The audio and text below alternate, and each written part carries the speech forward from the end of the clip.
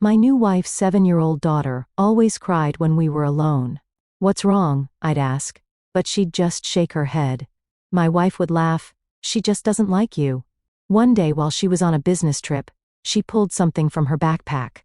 "Daddy, look at this." The moment I saw it, I dialed 911 with trembling hands. Chapter 1. A House Full of Secrets. When I married Tessa, I knew blending a family wouldn't be easy. She was radiant, independent, sharp as a knife, but guarded, especially when it came to her daughter Lily, 7 years old, fragile-looking, quiet. Her big brown eyes followed me like she was watching something she didn't trust. Even in the early days of our relationship, when I tried bringing her gifts or reading her stories, she'd just sit stiffly in the corner. "She's slow to warm up," Tessa would say with a breezy smile brushing it off. "She's just used to it being the two of us." I believed her. Love makes you believe things, but once we moved in together, things changed. Lily would cry whenever Tessa left the house, not tantrums, silent, shaking tears. If I tried to comfort her, she'd pull away, eyes wide like I was a stranger or worse. "What's wrong, Lily?" I'd ask softly. She'd just shake her head every time. When I told Tessa, she rolled her eyes. "She just doesn't like you. Don't take it personally." But something about the way she said it, it wasn't frustration, it was amusement, like she liked that her daughter was afraid of me. Still, I tried. Every day, making pancakes with her favorite chocolate chips, leaving her little notes in her lunchbox, offering bedtime stories even when she never accepted. And then came the trip. Tessa had to travel for a work conference, 3 nights away. She was hesitant to leave, but I reassured her. "I'll take care of Lily," I said. "Maybe this time alone will help us bond." She kissed me goodbye, told Lily to be good. Then she was gone. The first night, Lily barely spoke. We watched a movie and she kept the blanket up to her nose the whole time. She fell asleep curled up on the couch, not once looking me in the eye. But on the second night, something changed. I was folding laundry when she walked up to me slowly, like she was scared to even speak. She clutched her school backpack tight to her chest. "Daddy," she said in a whisper, "look at this." She unzipped the bag and reached inside. What she pulled out stopped my heart cold. My hands started trembling before I even knew what I was doing. And then I reached for my phone and dialed 911. Chapter 2. What was in the backpack? The 911 operator answered before the first ring finished. "Noon, Hunter Telft. What's your emergency?" My voice shook. My stepdaughter just showed me something. She's 7. I don't know what I'm looking at, but I think, no, I know. Someone's been hurting her.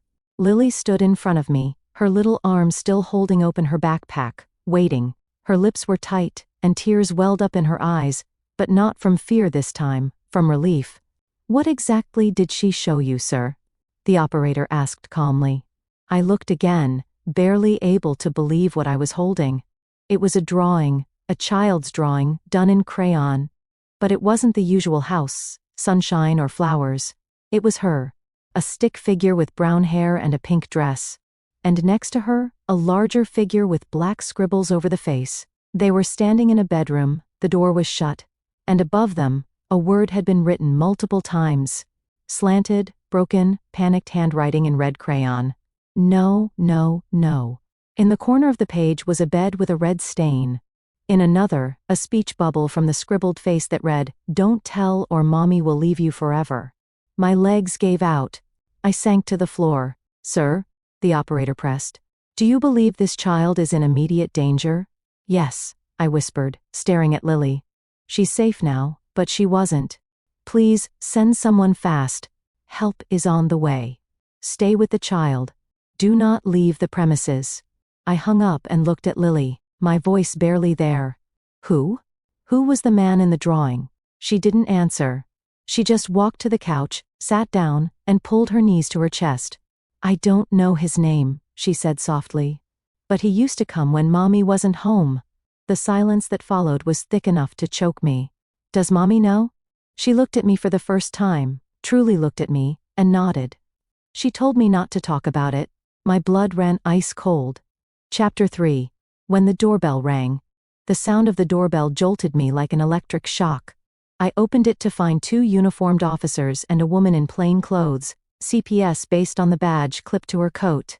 The moment they saw the drawing in my hand, and Lily curled on the couch behind me, everything moved quickly. "Mr. Carver?" the lead officer asked. I nodded, stepping aside. "This is Lily," the woman from CPS asked gently. "She's my stepdaughter," I said. "Her mother, my wife, is out of town. This happened when I wasn't here." The CPS worker crouched near Lily, her voice soft. "Hi, sweetheart. My name is Miss Jenna. Can I sit with you?" Lily didn't move at first, then slowly she nodded. I handed over the drawing. The officer studied it, his jaw tightening. "Did she say who this man is?" "No name," I said. "She only said he came when her mom was gone, and that her mom told her not to talk about it." They exchanged glances. "Where's your wife right now?" the other officer asked. "New York, business trip. She left 2 nights ago." "And did you know anything about this?" I looked at him, broken, sick, ashamed that I'd ever let this house feel safe without asking more questions. "No," I whispered. "But now that I do, I'm not letting her go through this alone." The CPS worker gently took Lily's hand. "Would it be all right if we talked in another room?" Lily nodded. As they left, the officer's radio crackled. "Dispatch, another incoming call." "Sir," the officer said to me, lowering his voice. "Do you know a man named Logan Franks?" I froze. "Yeah," I said slowly. "He's my wife's coworker." "Why?" The officer pulled his phone from his pocket, tapped something, then turned the screen toward me. "Security footage. Granny?" Time stamped. It showed Logan entering our neighborhood at 2:04 a.m., just 2 weeks ago. He used the side gate. Didn't knock. Didn't call. He had a key. My knees nearly gave out. "Oh my God. Mr. Carver," the officer said grimly. "We need to talk about who exactly your wife has been letting into this house." Chapter 4. What Tessa knew. Tessa's flight landed at 6:05 p.m. She called me before even leaving the airport. Her voice upbeat, pretending nothing was wrong. "Hey babe," she chirped. "Just landed. Can't wait to get home and squeeze my baby girl. How's Lily been?" I stared at the phone, sick to my stomach. I didn't answer immediately. I couldn't. Because Lily wasn't at home anymore. CPS had taken her for a medical evaluation and temporary protective custody. The officers were still here gathering more statements. I had given them access to everything. Our Doi Wi-Fi router, the security camera cloud account, even Tessa's old iPad that Lily sometimes played games on. That's where we found the photos, hidden in a locked folder under a disguised app, photos and messages between Tessa and Logan. Some of them were disturbing. One message from Logan read, "You don't have to worry. She doesn't say a word. I told her what happens if she does." Another from Tessa, "Just be careful. I don't want John asking questions." And one final one, time-stamped just hours before she left for her business trip. "She's still crying after your last visit. You need to cool it for a few weeks. I'll be gone for 3 days. Do not go to the house while I'm away." She knew. She protected him. She enabled this monster. I pressed record on my phone and answered her call. "Tessa?" I said calmly. "Hey," she said. "Everything okay? You sound weird. I have a few questions for you." Sure. Why did Logan have a key to our house?" Silence. "What?" "I saw the footage 2:14 a.m. 2 weeks ago. Side gate, no knock, straight into the house. Why?" "John, I don't know what you're talking about." "You do, Tessa," I said, voice shaking. "I have the texts. The ones you sent him. The ones where you said, 'She doesn't say a word.' The ones where you warned him not to come while you were gone." Another silence. "Then you went through my private messages?" "No," I snapped. "The police did." She gasped. "They're here. Right now. They know everything. Lily told me what he did. She showed me a drawing. You lied to me." You started crying. Loud, performative sobs. I didn't know how to stop it.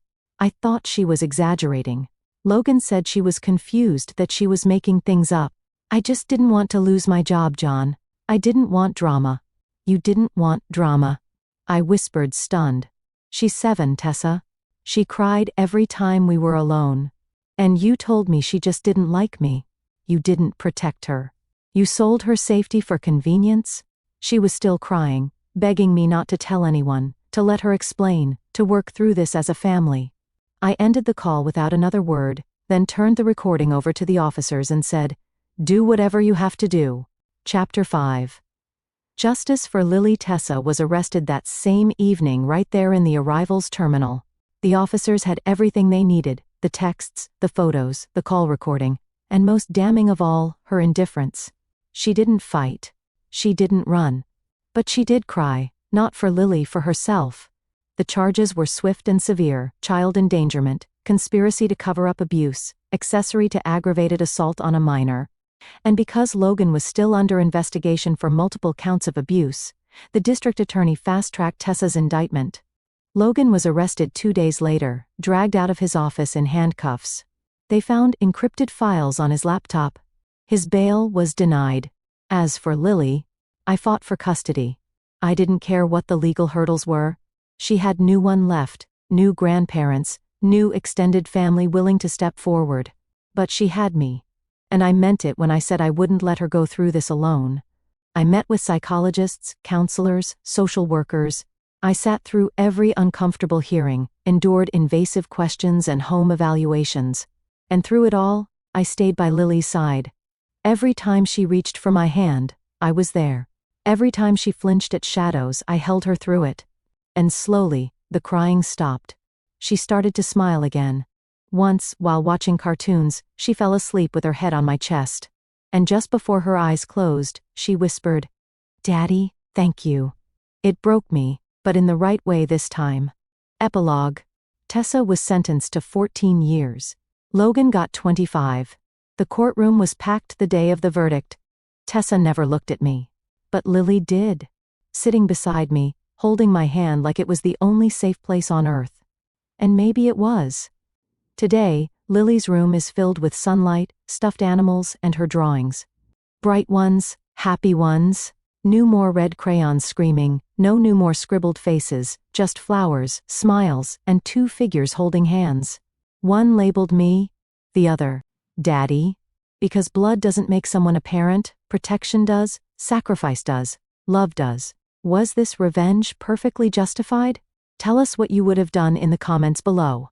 Like the story, share it with someone who needs this energy, and subscribe to Lauren's Story for more jaw-dropping tales of betrayal and justice. Because here, every lie has its reckoning, and every betrayal finds its shadow.